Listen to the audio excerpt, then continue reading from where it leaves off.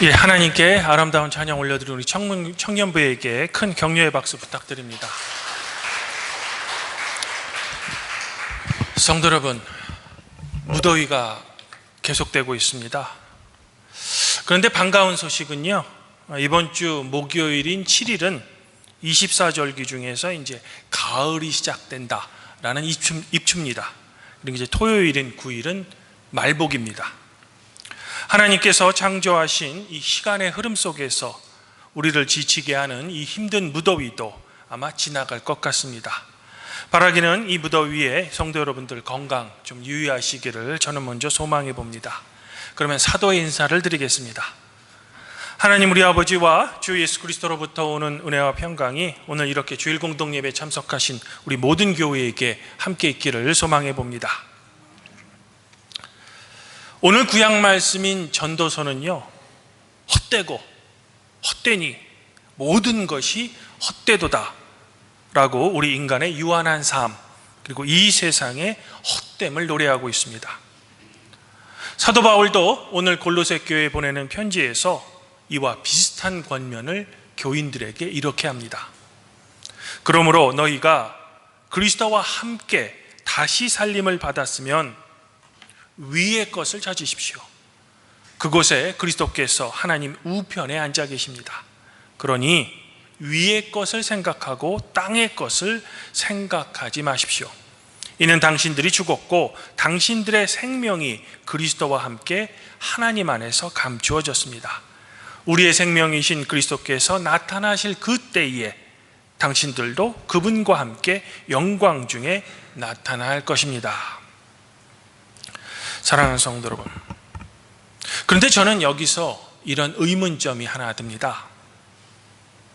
혹시 올바른 그리스도인이라면 오늘 전도서나 사도 바울의 권면처럼 이 세상의 일에는 전혀 관심을 두지 말고 오직 하늘의 것만 생각하며 하늘만을 바라보며 우리는 살아가야 하는 걸까? 그런데요, 왜 종교개혁자 마틴 루터는 이 세상의 모든 것이 헛된 것임에도 불구하고 왜 그렇게 세상에 대한 글을 많이 남겼을까라는 겁니다. 앙리 듀낭이라는 한 인물이 있었습니다. 스위스 제네바에서 태어난 그는 어렸을 때부터 자연스럽게 칼빈의 영향을 받아 근면한 기업인으로 성장합니다. 청년 시절에는 자신이 참석하던 모교 기도회의 젊은이들과 함께 제네바 기독교 청년회를 만들고요, 후에는 세계 YMCA 연맹 결성에도 참여하기도 했습니다.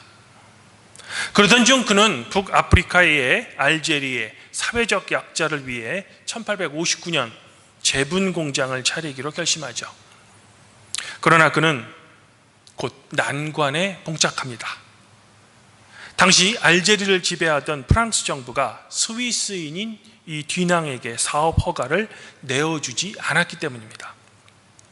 포기할 줄 몰랐던 듀낭은 알제리 식민청이 허가해 주지 않으면 프랑스를 찾아가서 프랑스의 가장 높은 권력자, 즉 당시 프랑스 황제 나폴레옹 3세를 직접 찾아가서 사업 허가를 청원하기로 마음먹습니다.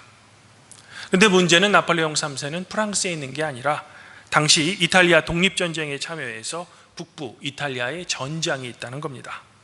이런 소식을 듣는 듀낭은 나폴레옹 3세를 직접 만나기 위해 전투가 벌어지는 이탈리아 전장을 찾아갑니다. 그리고 솔페리노라는 이탈리아의 작은 마을에서 벌어진 참혹한 전투를 자신의 두 눈으로 목격합니다.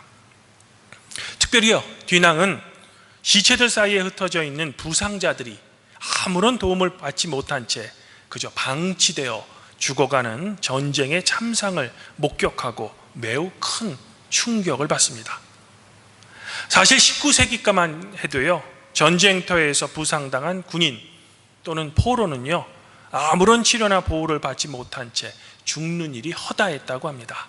이른바 말하는 전쟁 포로나 부상자의 인권은 전혀 없었던 거죠. 이에 듀낭은 자기가 이곳에 온 본래 목적인 이 사업 허가를 황제에게 받는 것은 뒤로 미루고 주변 사람의 도움으로 우선 부상자 구호에 힘쓰는 겁니다. 전쟁이 끝나고 전쟁에 돌아온 뒤낭은 이때의 경험을 잊지 않습니다. 그래서 솔페리노의 회상이라는 책을 자비를 들여서 1862년에 출간합니다. 이 책에서 뒤낭은 전쟁이 발발했을 때 부상자를 구호하는 단체를 평화시에 조직할 것, 그리고 전투의 부상자들은 아군이든 적군이든 모두 보호하는 국제법을 만들자라고 제안합니다. 이 책은 곧 많은 사람으로부터 관심 그리고 지지를 받습니다. 영국의 위대한 작가 찰스 디킨스는 대중의 마음속에 깊은 자비심이 있다면 이런 뒤낭의 호소에 응하지 않는 것은 이상한 일입니다 라는 취지로 신문에 장문의 기사를 씁니다. 프랑스의 대문호 빅토르 위고는 그대는 인도를 무장시키고 자유의 운동에 공헌하고 있습니다. 나는 그대의 숭고한 노력에 찬성합니다 라는 찬사까지 보냈다고 합니다. 이 때문인지 1년 뒤인 1863년에 국제 적십자위원회가 조직되고 2년 후인 1864년에는 제1차 제네바 협약이 체결됩니다. 우리나라도 1903년 고종 황제가 이 제네바 협약에 가입하고 1905년에 대한 적십자사를 청설하는 겁니다. 저도 젊은 시절 이 적십자 봉사원으로 오랫동안 봉사했습니다. 그리고 개인적으로는 헌혈도 정기적으로 해서 금장을 받기도 했습니다. 한편 뒤낭 개인의 삶은 이런 그의 화려한 업적과는 달리 매우 불행했습니다. 믿었던 동료들로부터 미움을 받아서요, 자신이 제안한 이 적십자 운동에서 배제당합니다. 그리고 연이은 사업의 실패로 말년에는 스위스 한 요양원에서 쓸쓸하게 지냈다고 합니다.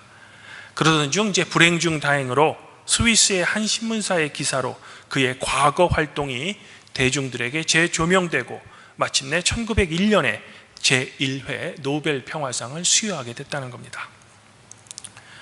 성도 여러분, 그러면 뒤낭은 어떻게 그런 위대한 일을 할 수 있었을까? 앞서 말씀드린 대로 뒤낭은 어린 시절부터 개신교, 특별히 칼빈의 정신이 바탕이 된 개혁교회 전통에서 자랐습니다. 그의 아버지는 제네바 시의회 의원이었으며 자주 소년원을 찾아 봉사를 했다고 합니다. 그의 어머니는 프랑스 개신교인을 뜻하는 위그노 집안의 딸로서 뒤낭은 어린 시절부터 어머니를 따라서 교도소를 방문해 재소자의 복지에 힘썼다고 합니다. 당연히 이런 부모님의 영향으로 그는 청소년 시기부터 환자와 가난한 사람에게 관심을 두며 그들의 구호에 힘썼던 거죠. 아마도 이런 그였기에 사업의 성공을 위해 전쟁터를 찾아갔지만 부상자를 돕고 후에는 이 경험을 바탕으로 적십자라는 구호단체를 조직할 수 있었던 겁니다. 물론 현재 적십자사는 종교에 대해서는 중립을 지킵니다. 그러나 그 탄생의 배경에는 개혁교회의 정신이 깔려 있음을 부정할 수는 없을 겁니다. 또한 국경 없는 의사회도 이 적십자사에 소속된 한 프랑스의 의사에 의해 후에 조직된 겁니다. 성도 여러분, 오늘 말씀에 따르면 형제간의 재산 분배에서 공정한 심판을 해달라라는 어떤 한 사람이 요청하자 예수님께서는 한 가지 비유를 말씀하셨다는 겁니다. 그것이 바로 어리석은 부자의 비유입니다. 이 비유에 의하면 한 부자가 밭의 열매가 자신이 원래 가지고 있던 창고의 크기보다 더 많이 거두자 걱정을 했다는 겁니다. 왜냐하면 열매를 쌓아둘 공간이 자신의 창고에는 부족했기 때문이죠. 이에 부자는 이전 창고를 허물고 더 크게 세운 후 열매를 보관하기로 결정합니다. 그러면서 미래에 사용할 자신만의 물건의 많은 것에 대해 매우 즐거워하며 행복했다고 합니다.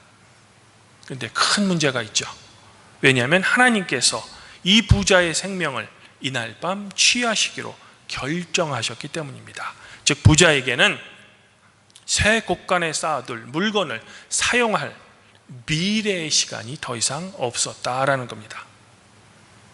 비유를 마치신 예수님께서는 자기를 위하여 재물을 쌓아두고 하나님께 대하여 부여하지 못한 자가 이와 같습니다 라고 결론을 맺으셨다는 겁니다. 예수님의 말을 뒤집으면 자기를 위하여 재물을 쌓아두지 말고 하나님께 재물을 쌓아두라는 것이죠. 바로 사도 바울이 말한 땅의 것을 생각하지 말고 하늘의 것을 생각하라 라는 동일한 의미입니다. 성도 여러분, 그러나 육체의 한계를 지닌 유한한 우리 인간이 이 땅의 양식인 일용할 양식을 걱정하고 또한 우리 주변의 일들에 대해 걱정하는 것은 제 생각에는 결코 나쁜 일이 아닙니다. 즉 우리가 이 땅에 사는 한 우리는 우리가 먹을 일용할 양식에 대해 항상 준비하고 그것을 얻기 위해 최대한 노력해야 합니다. 오히려 게을러서는 안 되죠. 그러므로 오늘 예수님의 비유가 우리에게 주는 교훈의 핵심은 그저 땅의 것은 모두 헛된 것이며 하늘의 은사만을 소망해야 한다라는 그런 의미가 아닙니다. 오히려 우리가 우리의 일용할 양식을 얻고자 할 때 우리가 쉽게 범할 수 있는 지나침 탐심을 경계하라는 주님의 권면인 겁니다. 욕심하지 말라는 겁니다. 그러므로 우리는 지나친 욕심을 버리고 오히려 나의 이웃을 위한 몫은 항상 남겨둬야 한다는 겁니다. 예를 들면 땅에 떨어진 이삭까지 줍지 말라는 겁니다. 밭의 소출을 부득이 얻을 수 없는 우리의 이웃을 위해 땅에 떨어진 이삭은 그냥 남겨두라는 겁니다. 더욱이 나의 곳간에 넘칠 정도로 땅의 소산을 얻었으면 그것을 저장하기 위해 새로운 나만의 곳간을 세우는 것이 아니라 남는 그 양식을, 일용할 양식을 얻지 못한 우리의 이웃에게 나누어 줘야 한다는 겁니다. 또한 저녁까지 일할 기회조차 부득이하게 얻지 못했던 포도원의 일꾼에게도 그와 그 가족이 먹을 한 달란트로 나누어 줘야 한다는 거죠. 결코 내 노력으로 얻은 나의 소산물일지라도 그 모든 것을 나만의 것으로 해서는 안 된다라는 겁니다. 하지만 지나친 경쟁으로 치닫고 있는 이 현대, 이렇게 나의 것을 나누는 행동만으로는 왠지 부족한 것 같습니다. 왜냐하면 우리는 루터의 말대로 우리의 일용할 양식을 방해하는 모든 것에 저항해야 하는 개신교인, 프로테스탄트이기 때문입니다. 해서 우리에게 한 가지 더 필요한 것은 지나친 탐심을 경계하는 것 외에도 하나님께서 여러분에게 맡겨주신 사명이 도대체 무엇인지 그것을 정확하게 알고 그것을 위해서도 여러분의 최선을 다해야 하는 겁니다. 그리고 바로 이 부분에서 제가 말씀드린 앙리 듀낭의 이야기가 여러분에게 주는 교훈이 있을 겁니다. 듀낭은 사업을 통해 자신만의 부를 추구하는데 몰두하지 않았습니다. 어렸을 때 성경의 가르침대로 그리고 부모의 가르침대로 내 것을 나누며 남을 도울 줄 알았습니다. 또한 칼빈의 후예인 개혁교인으로서 그는 자신의 소명을 늘 생각하고 그것을 자신의 삶에 실천했던 그런 사람이라는 겁니다. 주님 안에서 한 형제자매인 팔복교회 성도 여러분, 세상이 살아가기가 너무나도 점점 힘들어집니다. 경제가 매우 어렵습니다. 날씨도 참을 수 없을 정도로 너무 덥습니다. 기후위기를 넘어 이제는 기후재앙인 것 같습니다. 그리고 더욱 우리의 마음을 아프게 하는 것은 사람들 간에 믿었던 인정이 사라지고 내가 그동안 믿고 살았던 가치관들이 여지없이 무너지는 것 같습니다. 밝은 미래를 꿈꿔보지만 왠지 어둡고 힘든 미래만이 나와 내 가정 앞에 펼쳐 있는 것 같습니다. 이런 이유로 우리는 오늘 예수님의 비유의 가르침대로 나의 것을 이웃에게 나눠주고 나의 것을 함께하면 왠지 동료보다 뒤처지는 것 같고 이 험난한 세상에서 도저히 살아남을 수 없을 것 같은 불안하고 그런 위험한 생각이 듭니다. 그럼에도요, 여러분이 이런 매우 어려운 삶의 상황 가운데서도요 낙심하지 말고 주님의 가르침을 우리가 온전히 실천할 수 있는 근거는 바로 주님의 사랑이 지금도 그리고 여러분의 미래에도 함께 동행한다는 우리의 믿음일 겁니다. 오늘 시편 기자는 여러분을 항상 돌보시고 먹이시는 하나님을 이렇게 찬양합니다. 여호와가 우리 하나님이신 줄 너희는 알지어다. 그는 여러분을 지으신 이요 우리는 그의 것이니 그의 백성이며 그의 기르시는 양입니다. 아무쪼록 우리 팔복교회 성도 여러분들은 이 험나고 험한 세상을 살아가실 때 결코 두려워하시거나 무서워하지 마시고 오직 여러분을 지으신 그리고 여러분을 항상 먹이시고 돌보시는 참 목자이신 주님의 따뜻한 사랑을 굳게 믿으시기를 저는 먼저 소망해 봅니다. 더불어 그리스도 예수 안에서 자유롭게 그러나 자기의 소명의 자리에서 하나님 사랑과 이웃 사랑에 최선을 다해 살아가시기를 저는 또한 소망해 봅니다. 바라기는 이런 자유롭고 책임 있는 삶을 살아가는 우리 팔복교회 모든 교회 여러분에게 성삼위 하나님의 따뜻한 위로 그리고 그분의 격려가 성도 여러분들 자신과 여러분의 가족 구성원 모두 위에 충만하시기를 성부와 성령과 함께 여러분의 참 목자이신 성자 우리 주 예수 그리스도 이름으로 간절히 축원드립니다. 그리하면 모든 지각에 뛰어나신 하나님의 평강이 그리스도 예수 안에서 성도 여러분들의 마음과 생각을 지키실 것입니다. 봉헌 형